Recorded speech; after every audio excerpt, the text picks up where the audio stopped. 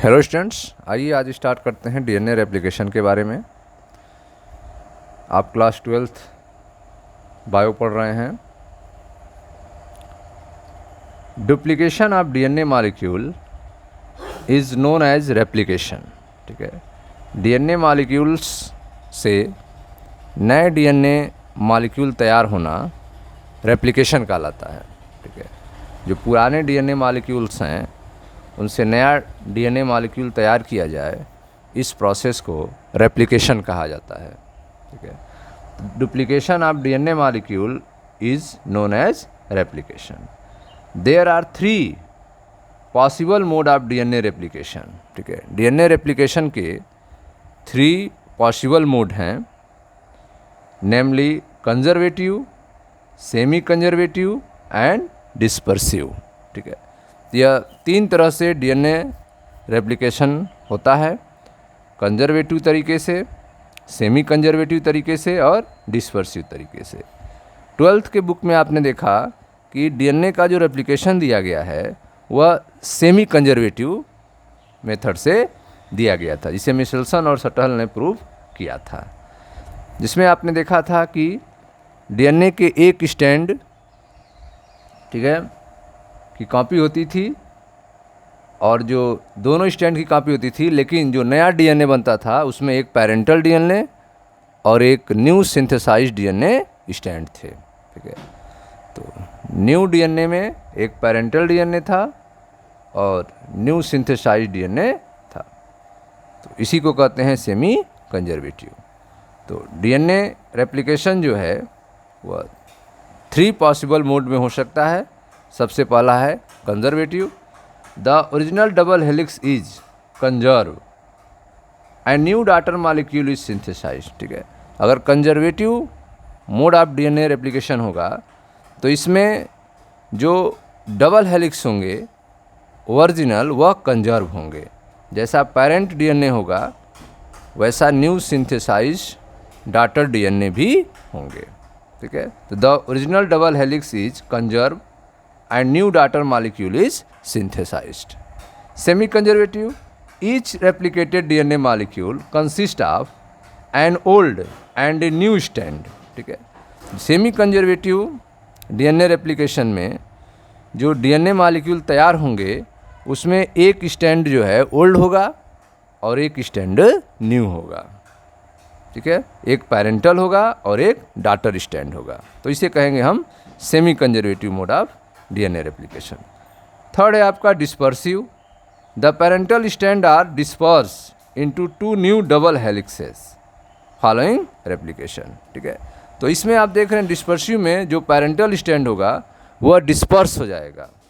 ठीक है, 2 new double helix में। ठीक है, तो जब पेरेंटल स्टैंड डिस्पर्स हो जाए 2 न्यू डबल हेलिक्स में तो उसे हम डिस्पर्सिव रेप्लिकेशन कहेंगे। ठीक है, तो रेप्लिकेशन के 3 पॉसिबल मोड होते हैं, कंजर्वेटिव, सेमी कंजर्वेटिव और डिस्पर्सिव। हम लोग सेमी कंजर्वेटिव के बारे में पढ़ेंगे। तो आप देखें, एक एक्सपेरिमेंट किया गया था सेमी कंजर्वेटिव को प्रूव करने के लिए, जिसे मिशेल्सन और सटल एक्सपेरिमेंट कहा जाता है। ठीक है, Watson and Crick in 1953 suggested that DNA replication is semi-conservative and each daughter molecule contain an old and new strand. ठीक है, तो वाटसन और क्रिक ने 1953 में सजेस्ट किया था कि डीएनए का जो रेप्लिकेशन होता है वह सेमी कंजर्वेटिव होता है। जो न्यू डीएनए स्टैंड सिंथेसाइज होते हैं वे सेमी कंजर्वेटिव होते हैं। ठीक है, उसमें एक स्टैंड जो होता है वो पेरेंट होता है, ओल्ड होता है, और एक स्टैंड जो होता है जो न्यू सिंथेसाइज्ड होता है अर्थात डॉटर होता है।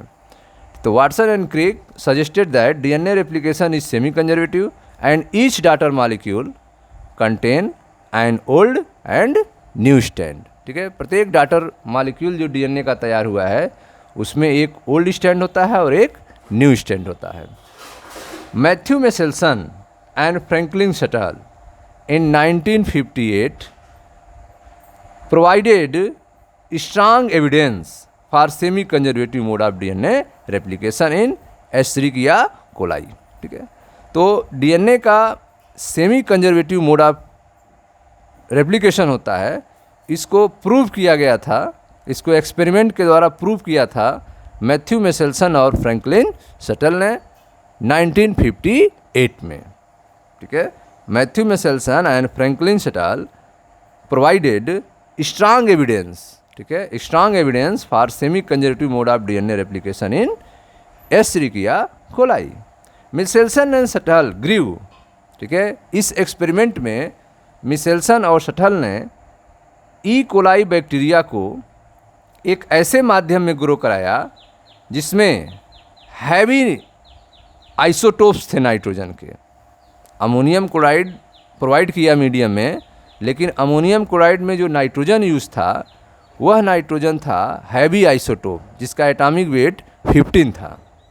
ठीक है, इस अमोनियम क्लोराइड के नाइट्रोजन को ई कोलाई ने यूज किया अपने डीएनए फॉर्मेशन में, और जो डीएनए तैयार हुआ उनके दोनों स्टैंड में यह नाइट्रोजन 15 यूज हुए। तो Meselson and Stahl grew E coli in a medium containing the stable heavy isotope N15। ठीक है, तो मिशेल्सन और शटल ने ई कोलाई को एक मीडियम में ग्रो कराया जिसमें हैवी आइसोटोप नाइट्रोजन 15 उपलब्ध थे, so that the bacterial DNA become fully density labelled. तो इस तरह से जो बैक्टीरियल डीएनए था वह पूरी तरह से N15 डेंसिटी लेवल्ड हो गया। दोनों धागे में जो है दोनों स्टैंड डीएनए के N50 का यूज हुआ, और इसके अलावा जो भी नाइट्रोजन से बनने वाले कंपाउंड थे उसमें भी N50 यूज हुआ।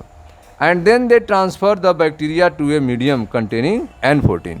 उसके बाद जो है इस बैक्टीरिया को जिसमें नाइट्रोजन 15 है, इसको ट्रांसफ़र किया गया एक दूसरे मीडियम में जिसमें नाइट्रोजन 14 है। ठीक है, एक दूसरे मीडियम में ट्रांसफ़र किया गया ई कोलाई बैक्टीरिया को जिसमें नाइट्रोजन 14 है। After each cell division DNA was prepared from sample of the cell and analyse on caesium chloride gradient. ठीक है, तो आप देख रहे हैं कि प्रत्येक सेल डिवीजन के बाद डीएनए को सैंपल के रूप में लिया गया और उसको सीजियम क्लोराइड ग्रेडियंट पे एनालाइज किया गया। After each cell division DNA was prepared, प्रत्येक सेल डिवीजन के बाद जो डीएनए तैयार हुआ from a sample of cell and analyse on caesium chloride gradient using the technique for equilibrium density gradient centrifugation. ठीक है, तो इक्विलिब्रियम डेंसिटी ग्रेडियंट सेंट्रीफ्यूगेशन का यूज करके सीजियम क्लोराइड ग्रेडियंट पे, ठीक है, प्रत्येक सेल डिवीजन के बाद डीएनए को एनालाइज किया गया। आफ्टर फर्स्ट जनरेशन, पहले जनरेशन के बाद only hybrid DNA molecule were in the cell. ठीक है, तो सेंट्रीफ्यूगेशन के बाद पता चला कि जो फर्स्ट जनरेशन थी उसमें हाइब्रिड डीएनए मिला था जिसमें N14 और N15 दोनों नाइट्रोजन यूज हुए थे।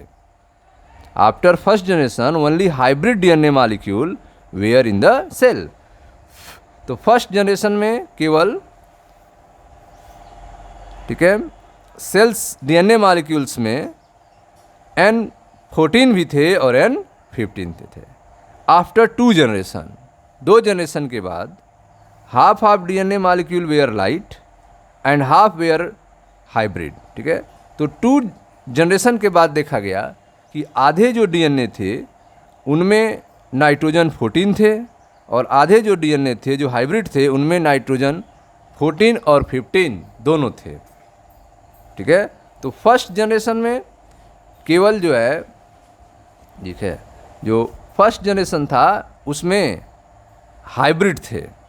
फर्स्ट जनरेशन में हाइब्रिड थे जिसमें N14 N15 दोनों थे, लेकिन दो जनरेशन के बाद after two generation half of DNA molecule were light and half were hybrid.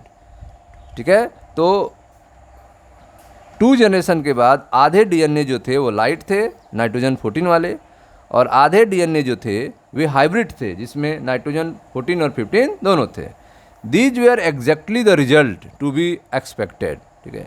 यह वैसा ही रिजल्ट था जैसा कि एक्सपेक्ट किया गया था। If DNA replication is semi conservative, ठीक है। तो अगर डीएनए का रेप्लिकेशन सेमी कंजर्वेटिव होगा तो यही रिजल्ट आएगा। आधे जो होंगे वे लाइट वाले होंगे और आधे जो होंगे वे हाइब्रिड वाले होंगे, ठीक है। और फर्स्ट जनरेशन में जो होगा वह हाइब्रिड होगा। ऐसा तभी होगा जब डीएनए का रेप्लिकेशन सेमी कंजर्वेटिव हो, ठीक है। तो इस तरह से मैथ्यू मिशेल्सन और फ्रैंकलिन शटल ने प्रूव कर दिया कि ई कोलाई में डीएनए का रेप्लिकेशन जो होता है वह सेमी कंजर्वेटिव मोड में होता है, ठीक है।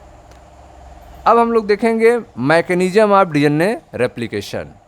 डीएनए रेप्लिकेशन कैसे होता है, इसके मैकेनिज्म के बारे में समझेंगे।